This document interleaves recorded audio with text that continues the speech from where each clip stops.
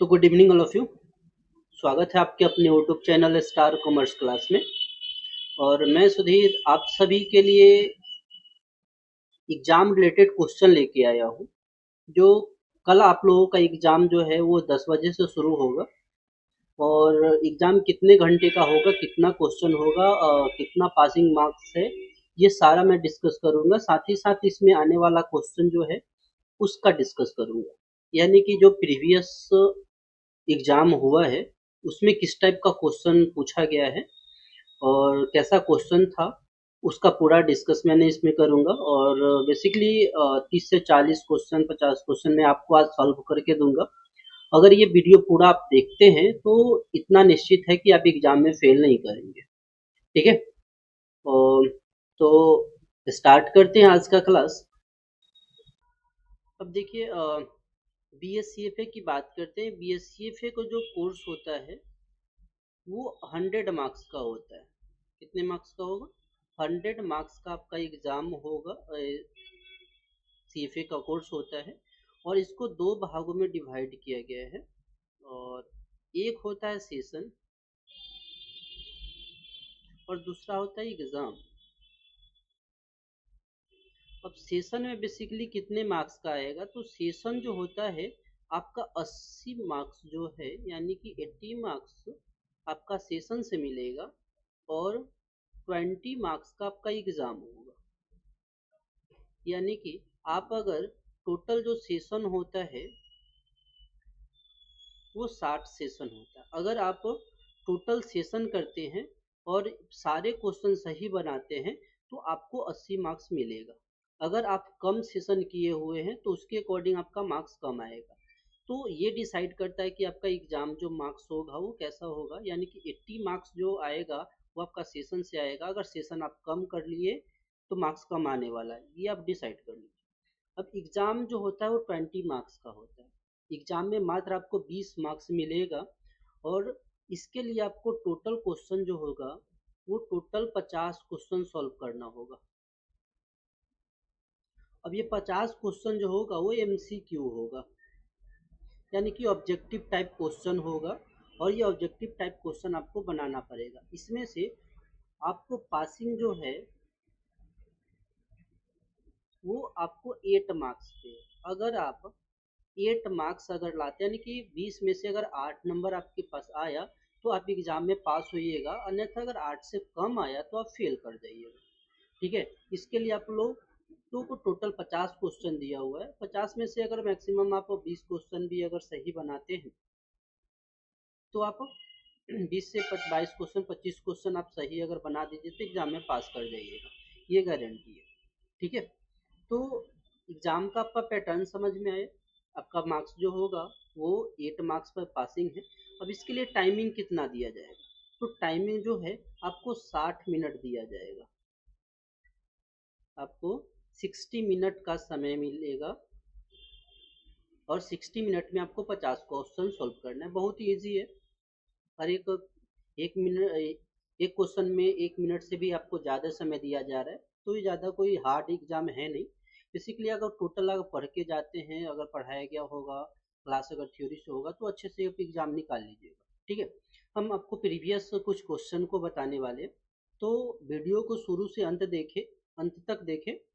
और वीडियो को लाइक करें, सब्सक्राइब करें और अपने दोस्तों के साथ शेयर करें। और जो भी बच्चे हैं वो टैली के लिए अगर आप कर रहे हैं तो अगले को सजेस्ट भी कीजिए, क्योंकि बिहार गवर्नमेंट का ये योजना बहुत ही बेहतर योजना है। ठीक है। पहला क्वेश्चन है, you have to mention e way bill threshold limit during every voucher. अब यहाँ पे देखिए, ये जो मेंशन ईबे बिल क्या होता है, ईबे बिल इलेक्ट्रॉनिक बिल होता है। ये कब जनरेट किया जाता है, जब आप सामान जो है वो 50,000 से ज़्यादा का कहीं भेज रहे हैं। 50,000 के ज़्यादा का सामान अगर आप बेच रहे हो, अगर भेज रहे हैं, अपने स्टेट से बाहर भेज रहे हैं, तब हमें ईबे बिल की ज़रूरत पड़ता है। अगर उससे कम का अगर सामान आप बेच रहे हैं, भेज रहे हैं, तो उसके लिए ईबे बिल की ज़रूरत नहीं पड़ता है। तो ये सभी वाउचर पे मैंडेटरी नहीं है। ठीक है। तो इसलिए यह आंसर जो होगा इसका फॉल्स होगा। ठीक है। तो ये पहला का समझ में आया। क्या नहीं, थ्रेशोल्ड लिमिट आपका दिया हुआ है तो कितना होगा थ्रेशोल्ड लिमिट? 50,000 है।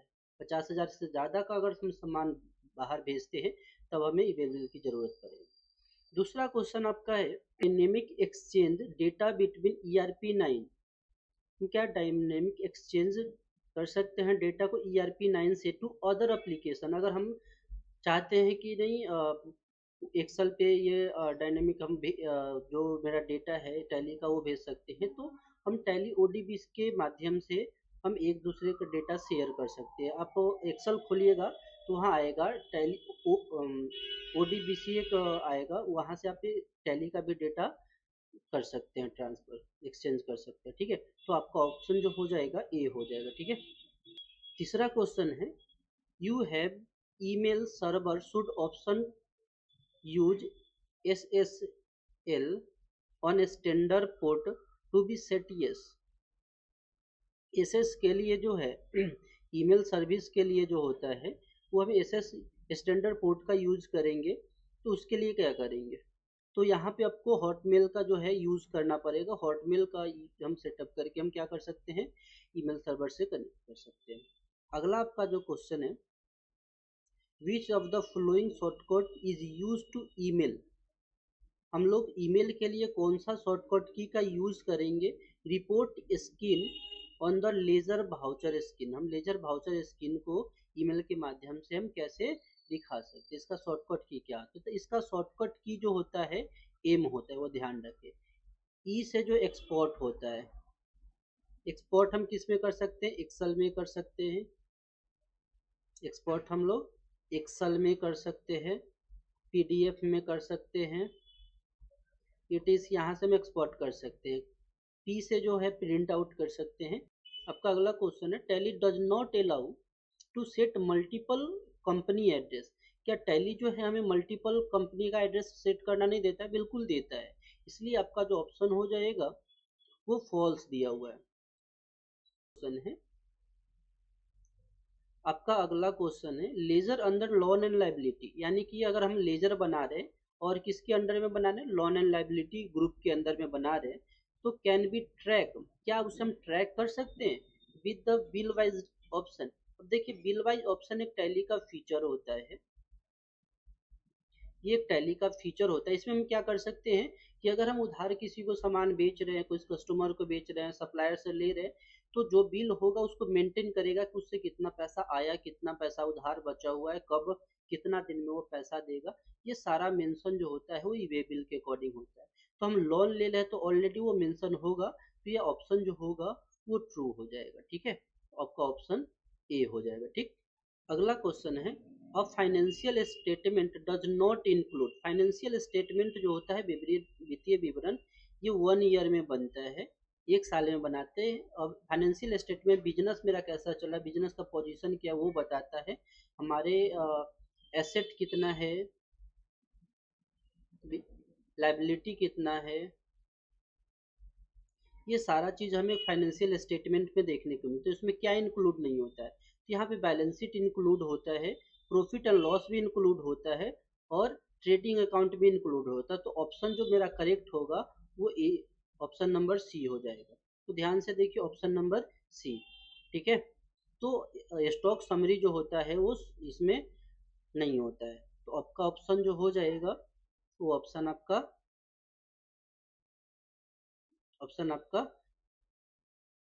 सी हो जाएगा। ठीक है, अगला क्वेश्चन है TDS एंड TCS। देखो tax deducted at source and tax collection at source, ये दो पर जो होता है ये दोनों कोई टैक्स नहीं होता है, ये टैक्स कलेक्ट करने का एक माध्यम होता है। It is a medium of collect tax. कैसा टैक्स, तो इन डायरेक्ट टैक्स, हम लोग इससे क्या कलेक्ट करते हैं, डायरेक्ट टैक्स को कलेक्ट करते हैं। तो ऑप्शन आपका जो क्वेश्चन है the multiple pay slip email option is not available in tally. Multi pay slip का मेरा ईमेल के साथ हम भेज सकते हैं कि नहीं भेज सकते, बिल्कुल भेज सकते हैं। आपको अगर एक बार में 3-4 अगर पे स्लिप को भेजना है तो हम इंक्लूड करके ईमेल के माध्यम से भेज सकते हैं, ये टैली का फीचर है। तो ये ऑप्शन जो हो जाएगा आपका फॉल्स हो जाएगा, क्योंकि आपका ये जो बोला गया है वो गलत बोला गया है। ठीक है, तो अगला क्वेश्चन है goods sold from Patna to Chandigarh. अब देखिए पटना टू चंडीगढ़ हम भेज रहे हैं, तो पटना टू चंडीगढ़ जब भेज रहे हैं तो एज ए यूनियन टेरिटरी में भेज रहे हैं। अब यहाँ पे जीएसटी कितने टाइप का होता है, तो जीएसटी के दो भागों में बांटा गया है, इंटर स्टेट, इंटर स्टेट और इंट्रा स्टेट, इंटर स्टेट और इंट्रा स्टेट। अब इंटर स्टेट का मतलब होता है अपने राज्य से बाहर, आउट ऑफ स्टेट। इंट्रा मतलब with in the state, with in the, अपने राज्य के भीतर। अब इसमें हम लोग अपने राज्य से जैसे ही बाहर भेजेंगे तो क्या हमें देना पड़ेगा, आईजीएसटी देना पड़ेगा। अब यहाँ पे कह रहे हैं पटना से हम चंडीगढ़ दे रहे हैं, तो अपने राज्य से बाहर भेज रहे हैं, तो अपने राज्य से जैसे ही बाहर भेजेंगे तो हमें आईजीएसटी देना पड़ेगा, ठीक है। तो ऑप्शन आपका सी हो जाएगा। अगला क्वेश्चन है, trading account help in determine the dash. Trading account जो होता है वो क्या चीज को डिटरमाइन, यानी क्या चीज निकालने का हमें बताता है। तो ट्रेडिंग जो होमेंट में पहला हमें ट्रेडिंग अकाउंट बनाना होता है। इसमें क्या लिखा जाता है, तो इसमें आपका टोटल जो है डायरेक्ट डायरेक्ट इनकम को लिखा जाता है, डायरेक्ट इनकम, और टोटल इसमें जो है डायरेक्ट एक्सपेंसेस को लिखा जाता है। डायरेक्ट इनकम और डायरेक्ट एक्सपेंसेस को लिखेंगे, और इसमें अगर इनकम जो है वो ज्यादा होगा तो आपका ग्रॉस प्रॉफिट होगा, ग्रॉस प्रॉफिट निकलता है। अगर आपका एक्सपेंस ज्यादा है तो यहाँ से आपका ग्रॉस लॉस आता है। तो हमें याद रखना है ट्रेडिंग अकाउंट से क्या मिलेगा, ग्रॉस प्रॉफिट या ग्रॉस लॉस मिलेगा। तो यहाँ पे ऑप्शन नंबर आपका ए हो जाएगा। अगला क्वेश्चन है जीएसटीआर 2। अब जीएसटीआर 2 क्या होता है, देखिए जीएसटीआर 2 बेसिकली परचेज के लिए यूज होता है। अब हम जब जीएसटीआर 2 ऑटो जनरेटेड रिपोर्ट होता है, ये हमें फाइल करने की जरूरत नहीं होता है। ये हमें जब हम सामान कहीं से खरीदेंगे ना, अगला पार्टी अगर हमें मेरे सामान जो हम खरीदे वो अगला पार्टी अपने सेल का जैसे जीएसटीआर 1 फाइल करेगा हमारे जीएसटीआर पोर्टल पे जीएसटीआर 2 में शो करेगा। तो ऑटो जनरेटेड होता है, ये परचेज के लिए होता है। तो ऑप्शन आपका ए सही ऑप्शन है, ठीक है। अगला क्वेश्चन है, profit and loss and dash are the default ledger which are already available after the creation of the new company. जब हम नया कोई कंपनी बनाते हैं टैली पे तो कौन सा लेजर बना हुआ मिलता है, तो ध्यान रखिए कैश का एक हमें लेजर मिलता है और दूसरा प्रॉफिट एंड लॉस का। ये दो लेजर ही हमें बना करके टैली बाय डिफॉल्ट रूप से देता है। तो एक तो प्रॉफिट एंड लॉस लिख दिया गया, तो क्या बचा हुआ है, कैश बचा हुआ है। तो ऑप्शन आपका सी हो जाएगा, ठीक है। अगला क्वेश्चन है, which of these is not a print format offered by tally. अब टैली जो है कौन से प्रिंट फॉर्मेट को सपोर्ट नहीं करता है, कौन से प्रिंट फॉर्मेट में प्रिंट नहीं लेता है, तो डोंट मैट्रिक्स में लेता है, इंजेक्ट मोड में आपका जो है ये टैली प्रिंट फॉर्मेट नहीं देता है। तो आप ये तीनों दिया हुआ रहता है, नीट मोड में होता है, क्विक ड्राफ्ट में होता है, डोंट मैट्रिक्स में होता है, लेकिन निक में कर सकते। तो आपका ऑप्शन क्या हो जाएगा, बी हो जाएगा, ठीक है। अगर वीडियो आपको अच्छा लगा तो लाइक करें, सब्सक्राइब करें और अपने दोस्तों के साथ शेयर भी करें। और मैं आपको पूरा टैली पढ़ाने वाला हूँ यूट्यूब के माध्यम से, ठीक है। Employee head report include, employee head report जो होता है उसमें क्या क्या इंक्लूड होता है, तो उसमें कोट ऑफ एम्प्लॉय ज्वाइनिंग, उसमें जब हम एम्प्लॉय का पूरा जब बनाते हैं तो वहाँ पे ज्वाइनिंग डेट भी होता है, वो कब रीजनिंग ये भी हम डाल सकते हैं। Cost of month wise payroll जो होता है वो भी डाल सकते हैं, यानी कि ऑल ऑफ द एबव होगा। ऑप्शन नंबर जो हो जाएगा ऑल ऑफ द एबव, यानी कि डी हो जाएगा, ठीक है। अगला है, how many type of master are available in Tally. Tally में कितने टाइप का मास्टर होता है, तो ध्यान दीजिएगा टैली में जो है मास्टर को हम लोग बोलते हैं वन टाइम एक्टिविटी, और टैली में मास्टर 4 प्रकार का मिलता है। कितने टाइप का मिलेगा, 4 प्रकार का। एक होगा अकाउंटिंग मास्टर जो पैसे से लेन देन करेगा, दूसरा होता है इन्वेंट्री जो आपका सामान से रिलेटेड होगा, तीसरा होगा स्टेटरी, और चौथा होगा पेरोल। तो टोटल जो होगा वो 4 प्रकार का मास्टर होता है, ठीक है। अगला क्वेश्चन है, batch voucher report provide the list of different voucher for stock item of the same batch with a specific limited period. The report comprises of both inward और आउटवर्ड ट्रांजेक्शन। तो यहाँ पे बैच जो होता है, देखिए batch wise क्या होता है, एक फीचर होता है टैली में। इसका उपयोग कौन सा करता है, मैन्युफैक्चरिंग कंपनी करेगी, और जिसमें हम लोग एक्सपायरी डेट और मैन्युफैक्चरिंग डेट यानी कि एमयूएफ डेट जो होता है और एक्सपायरी डेट जो होता है अगर मैंडेटरी है, जैसे हम लोग मेडिसिन लेते हैं तो उसमें एक्सपायरी डेट मेंशन मैंडेटरी होता है, तो उसके लिए हम लोग बैच का उपयोग करते हैं, यानी कि किस बैच के अकॉर्डिंग दवा बना हुआ है। तो यहाँ कह रहा है डिफरेंट भाउचर, अगर अलग अलग भाउचर है with the stock item of same batch, एक ही बैच के है फॉर स्पेसिफिक पीरियड, तो उसका पीरियड जो हो जाए कंप्रेस ऑफ बोथ इनवर्ड और आउटवर्ड ट्रांजेक्शन, ये यहाँ पे आपका फॉल्स दिया हुआ है, यानी कि गलत दिया हुआ है। ठीक है, ऑप्शन नंबर ए, आपका ऑप्शन नंबर ए हो जाएगा। ठीक है, अगला जो क्वेश्चन है, if you want to see the list of all current, यानी कि अगर हम देखना चाहते हैं जितने भी करेंट और पास्ट एम्प्लॉय यानी कि पुराने एम्प्लॉय है, उसे अगर हमें देखना चाहते हैं तो हमें set the show resign and retired employee option to क्या करना होगा, यस। अगर हमें अभी जो हम देखेंगे तो हमें सिर्फ करंट का दिखाएगा, अगर हम पुराना पास्ट का भी हमें देखना है तो पास्ट में क्या होगा, या तो वो रिजाइन करके जाएगा नहीं तो रिटायर हो जाएगा, तो दोनों को हमें इस ऑप्शन को क्या करना होगा, यस करना होगा, तभी जा करके ये हमें शो करे होगा। ठीक है, अगला क्वेश्चन है the tax payer is eligible to avoid, tax payer जो fail dash against the input tax, input tax को जो आईटीसी क्लेम करना हो जाता है, क्या हो जाता है, आईटीसी, आईटीसी जो हम लोग क्लेम कर देते हैं तो ये क्रेडिट होता है। ठीक है, ऑप्शन आपका क्या हो जाएगा, बी हो जाएगा। अगला क्वेश्चन है तो create multiple ledger at a time, अगर हम एक बार में एक से ज्यादा लेजर क्रिएट करना चाहते हैं, select the dash option under multiple ledger from ledger menu, तो मल्टीपल ऑप्शन सिलेक्ट करने के हमको क्रिएट पे जाना होगा। अगर हमें एडिट और डिलीट करना है, अल्टर से हम क्या कर सकते हैं, एडिट और डिलीट यहाँ से कर सकते हैं, डिलीट के लिए डिलीट बटन प्रेस करना पड़ेगा। तो अगला क्वेश्चन है which of the following is not a method of voucher numbering, कौन से इसमें वाउचर मेथड का नंबरिंग नहीं है, तो हम लोग ओवरराइड कर सकते हैं, मल्टीपल यूजर ऑटो कर सकते हैं, ऑटोमेटिक कर सकते हैं, लेकिन आपका ऑप्शन जो प्री डिफाइंड है वो आपका ऑप्शन गलत है, उससे वो हम नहीं कर सकते हैं। अगला क्वेश्चन है the highest level eight which the tax rate can be defined is the dash level, हमें हायर डेट जो होता है किस लेवल पे हम कर सकते हैं, तो कंपनी लेवल जो होता है वो सबसे हायर होता है। ठीक है, तो ऑप्शन आपका डी हो जाएगा।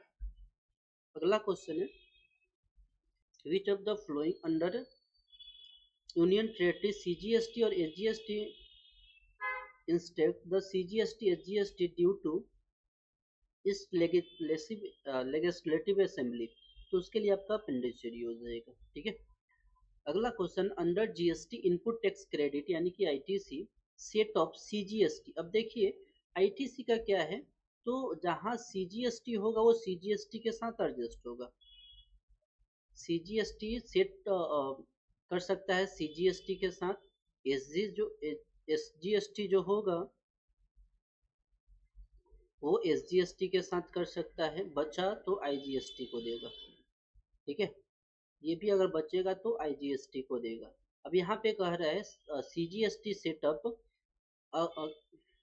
Can be adjust against the SGST, क्या सीजीएसटी जो होता है एसजीएसटी के साथ एडजस्ट कर सकता है, नहीं, ये गलत दिया हुआ है, आपका ऑप्शन जो हो जाएगा वो फॉल्स हो जाएगा, बी हो जाएगा। ठीक है, अगला क्वेश्चन है under GST input tax credit, अच्छा सेम क्वेश्चन, सॉरी, चलिए आगे देखिए, to add the total quantity detail in stock summary, अगर हम देख पूरा ऐड टोटल क्वांटिटी जो होगा स्टॉक समरी का वो देखना चाहते हैं, you need to enable the should quantity of stock item added option in which appear under dash और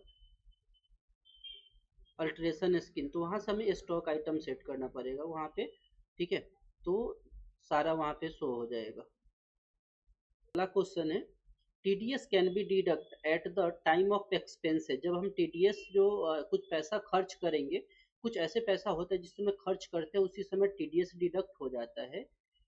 booking expenses and advance payment, या तो हम एक्सपेंसेस करते समय डिडक्ट हो जाएगा, नहीं तो एडवांस पेमेंट होगा उस समय हो टीडीएस काटा जाएगा, ठीक है।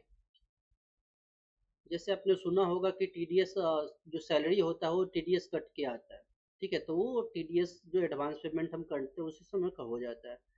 फॉर सेल्स, अगला क्वेश्चन आपका है for sales return of goods while raising credit note. जब हम सेल रिटर्न करते हैं तो हमें क्या राइज करना होता है, क्रेडिट नोट राइज कर, यानी कि जब हम सेल रिटर्न करेंगे तो क्रेडिट नोट बनाएंगे, यहाँ तक सही है।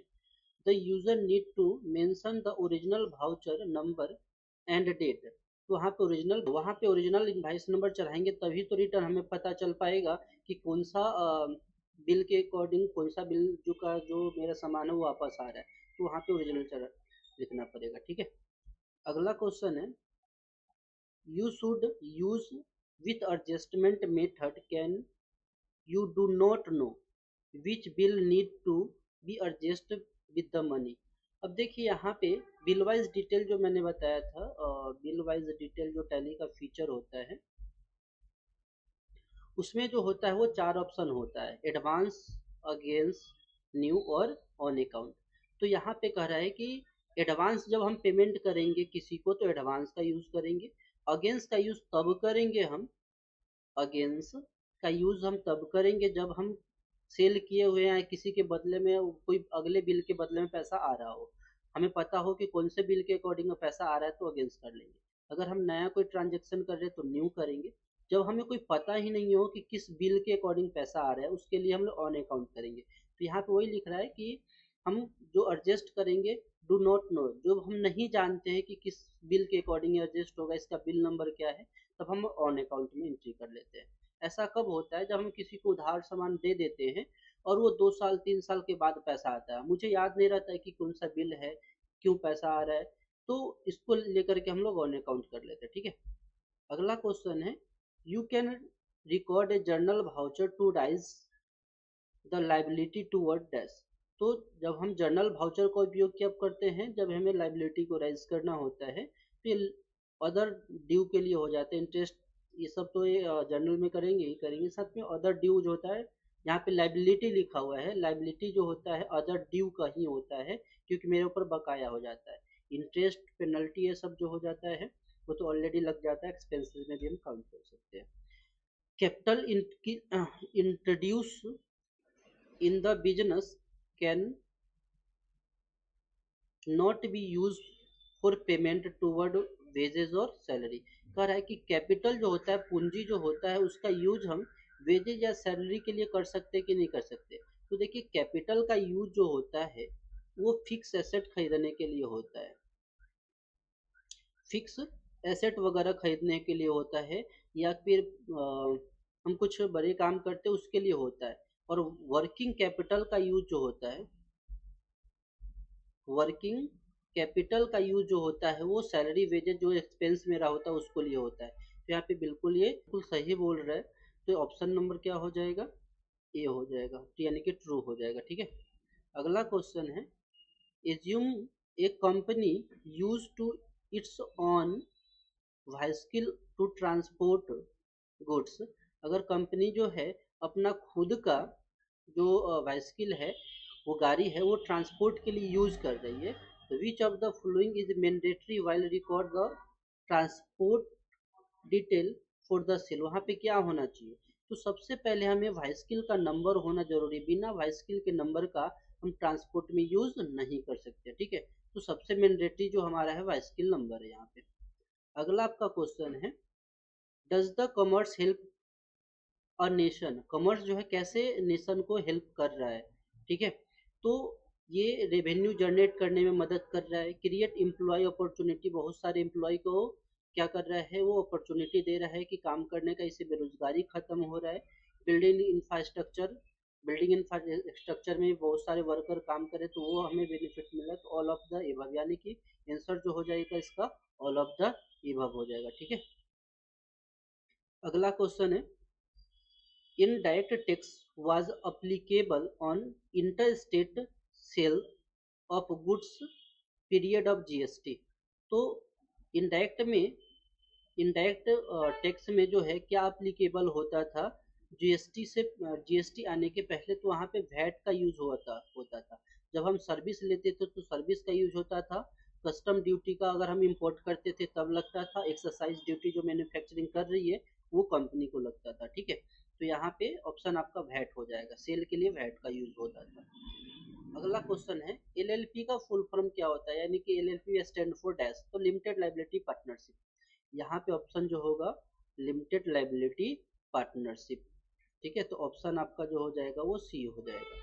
अगला क्वेश्चन है to record advance payment for sale. जब हम एडवांस पेमेंट का रिकॉर्ड करेंगे which type of adjustment academy method to use, तो किस टाइप का यूज हम लोग करेंगे जब हम एडवांस में लेंगे, तो में लेंगे और उसके बाद जब हम एडजस्ट करने की बात आएगा तो अगेंस्ट में जाकर के एडजस्ट करेंगे। ठीक है, कि एडवांस में पहले से ले चुके हैं।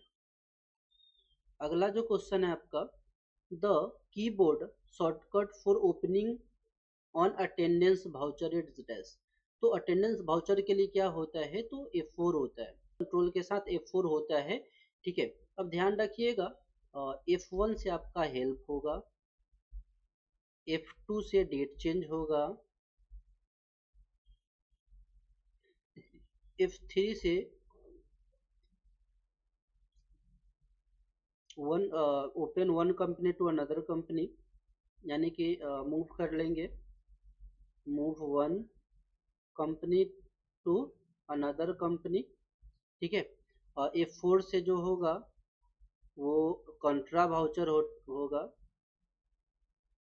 F5 से जो है वो पेमेंट वाउचर होगा, F6 से रिसिप्ट होगा। तो ये आपको याद रख लीजिएगा, जितने भी शॉर्टकट की वाउचर होगा उसको याद रख लीजिएगा। ठीक है,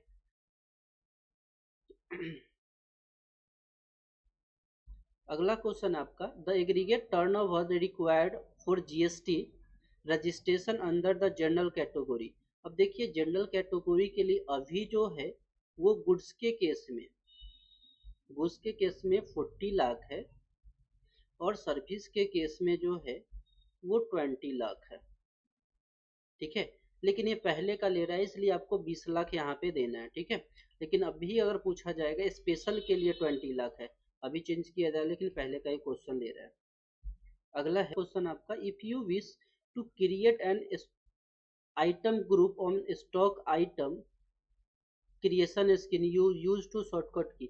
देखिए मास्टर बनाने के लिए सिंपल आप कुछ भी बनाइए, अगर मास्टर हमें बनाना है तो आपको alt plus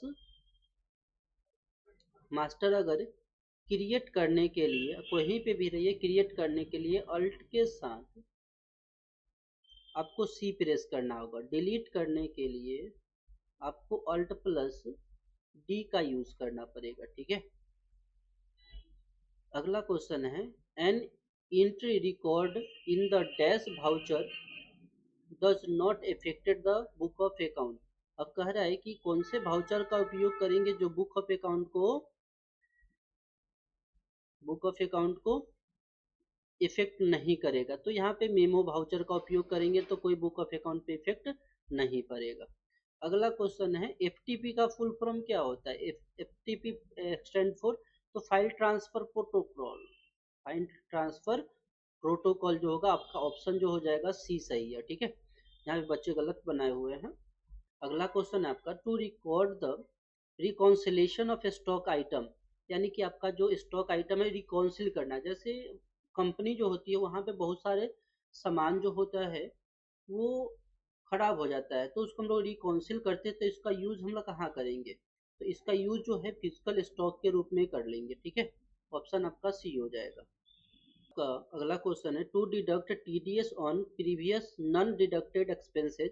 previous non deducted expenses पे अगर हमें करना है तो you need to click on dash, तो वहां से हम लोग अल्ट के साथ एस प्रेस करते हैं। ठीक है, ऑप्शन आपका सी हो जाएगा। अगला क्वेश्चन है अगला क्वेश्चन आपका, if your company is Maharashtra, यानी कि आपका कंपनी जो है महाराष्ट्र का है, in the GST code begin S. तो महाराष्ट्र का जो कंपनी होता है वो उसका जीएसटी कोड जो होता है यानी कि स्टेट कोड जो होता है वो 27 होता है। आपका बिहार का जो स्टेट कोड होगा वो आपका 10 होगा। याद रखिएगा बिहार का ज्यादा पूछता है, ठीक है। 07 जो होगा वो दिल्ली का होगा। If your company in Maharashtra, same question है। अगला क्वेश्चन है, intangible asset are subject to dash. Intangible asset जो होता है, देखिए ट्रांजेबल एसेट पे, एसेट का जो है उसमें डिप्रिसिएशन होता है, यानी कि जो हमारा फिक्स, जैसे बाइक हो गया, कार हो गया, फर्नीचर हो गया, मशीनरी हो गया, इस सब पे उसका वैल्यू जो होता है वो दिन पर दिन घटता है। क्यों घटता है? उसका यूज के कारण से घटता है। लेकिन कोई ऐसा इनट्रांजेबल एसेट है, जैसे आपका सॉफ्टवेयर वगैरह हो गया, आपका गुडविल हो गया, तो उस सबका क्या होगा, उस सबका डिप्रिसिएशन नहीं होता है, उसमें रिटर्न ऑफ होता है। तो आपका ऑप्शन जो हो जाएगा वो बी हो जाएगा, ठीक है। अगला क्वेश्चन है, what step will you follow to see the default list of account. हमें डिफॉल्ट लिस्ट ऑफ अकाउंट्स देखने के लिए हमें कहाँ पे जाना पड़ेगा? तो गेटवे ऑफ टैली में जाना है, डिस्प्ले में जाना है और लिस्ट ऑफ अकाउंट में जाना है, ठीक है। तो यहाँ पे ऑप्शन नंबर जो हो जाएगा वो आपका ए हो जाएगा। देखिए बेसिकली ये टैली ईआरपी 9 का क्वेश्चन पूछा गया है। टैली ईआरपी 9 का ही क्वेश्चन है, तो ध्यान रखिएगा जितना भी पूछा जाएगा इसमें टैली ईआरपी 9 के बेस पे ही क्वेश्चन पूछा जाएगा। बीएसडीएम को चाहिए कि जो नया टैली प्राइम आया है उससे रिलेटेड क्वेश्चन देने का, ठीक है। लेकिन अभी जो पुराना ईआरपी 9 का क्वेश्चन बना हुआ था उसी पैटर्न पे ये क्वेश्चन अभी तक पूछ रही है, तो आपको ये बात को ध्यान रखना है। अगर आपने टैली प्राइम चला रहे हैं तो ये बात ध्यान रखिएगा, अगर ईआरपी 9 चला रहे हैं तो आपके लिए बेटर है, ठीक है। तो धन्यवाद दोस्तों, आज के लिए इतना ही। फिर मिलते हैं नेक्स्ट क्लास में। और ध्यान दीजिएगा कि मैं यूट्यूब पे आपका पूरा टैली का क्लास करवाने वाला हूँ, तो इस चैनल को सब्सक्राइब कर लाइक करें ताकि मैं ये क्लास लूँ तो आप लोगों को नोटिफिकेशन जा सके, ठीक है। तो मिलते हैं नेक्स्ट क्लास में, धन्यवाद।